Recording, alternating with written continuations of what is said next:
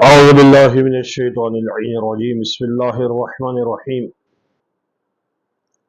حضرت امام صادق علیہ السلام فرماتے ہیں یستجاب الدعاء فی اربعۃ مواطن، دعا 4 مقامات پر قبول ہوتی ہے۔ یہ 4 مقامات ایسے ہیں کہ جو بہت ہی قبولیت کا وقت ہوتا ہے، دعا کی قبولیت کا وقت ہوتا ہے۔ نمبر 1 فی الوتر، جس وقت نماز وتر پڑھ چکو اس کے بعد دعا کیا کرو تو یقیناً دعا قبول ہوتی ہے۔ دوسرا وبعد الفجر، نماز فجر کے بعد دعا کیا کرو، کیونکہ وہ ٹائم ہی ایسا ہوتا ہے نماز فجر کے بعد۔ بہت ساری حدیثوں میں ہے کہ وہ وقت روزی کے تقسیم کرنے کا وقت ہوتا ہے، ملائکہ اس وقت روزی تقسیم کرتے ہیں۔ لہٰذا ایک حدیث میں ہے بازاروں میں جانے سے بہتر ہے کہ مصلی پر بیٹھ کر اللہ سے روزی طلب کرو۔ مصلی پر، کیونکہ سورج کے طلوع ہونے سے پہلے بازار میں جانا اور دکان کھولنا یہ مکروہ ہوتا ہے، اس میں برکت نہیں ہوتی۔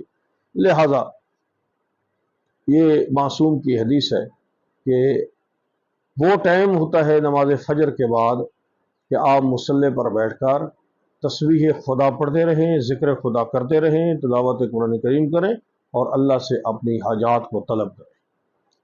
تیسرا موقع وبعد الظہر، نماز ظہر کے بعد اگر دعا کریں تو اللہ تعالیٰ اس کو بھی قبول فرمائے گا۔ وبعد المغرب، اور مغرب کے بعد بھی دعا کرنے سے اللہ تعالیٰ دعا قبول فرماتا ہے۔ اور حضرت امیر المومنین علیہ السلام نے ارشاد فرمایا کہ 4 اور مقامات ہیں کہ جہاں پر دعا بہت زیادہ قبول ہوتی ہے۔ نمبر 1 امام نے فرمایا عند قراءۃ القرآن، جس وقت قرآن کی تلاوت کر چکو تو اس کے بعد دعا کیا کرو تو یقیناً دعا قبول ہوتی ہے۔ اللہ تعالیٰ ہر ایک کو توفیق دے کہ وہ قرآن کریم کی تلاوت باقاعدگی کے ساتھ کریں۔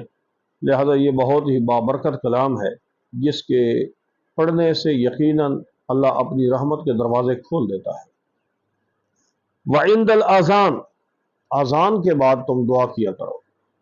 اذان کے وقت بھی اللہ اپنی رحمت کے دروازے کھول دیتا ہے اور وہ اس وقت یقیناً دعا قبول ہوتی ہے۔ وعند النزول الغیث، جس وقت بارش نازل ہو رہی ہو اس وقت دعا کیا کرو، یقیناً یہ بھی دعا کی قبولیت کا وقت ہوتا ہے۔ وعند التقاء الصفین للشہادہ، اور جس وقت مومنین اور دشمنوں کی صفیں شہادت کے لیے راہ خدا میں جہاد کے لیے آپس میں مل جاتی ہے اس وقت بھی دعا کریں تو یقیناً اللہ تعالیٰ دعا قبول فرماتا ہے۔ یہ مقامات ہوتے ہیں خاص طور پر جن کی معصومین نے نشاندہی فرمائی ہے۔ یقیناً اس کے ساتھ ساتھ اگر انسان ذکر خدا کرتے ہوئے حلال روزی کماتے ہوئے، انشاءاللہ اگلے پیغام میں ہم بیان کریں گے کہ حرام روزی کی وجہ سے دعائیں قبول نہیں ہوتی، کیا وجوہات ہیں اور اس کے بارے میں اسلام کا نقطہ نظر کیا ہے۔ تو بہرحال پاکیزہ روزی کھانے کے بعد اور ذکر خدا کرنے کے بعد اگر دعائیں قبول کی جائیں تو یقیناً اللہ تعالیٰ دعائیں قبول فرماتا ہے۔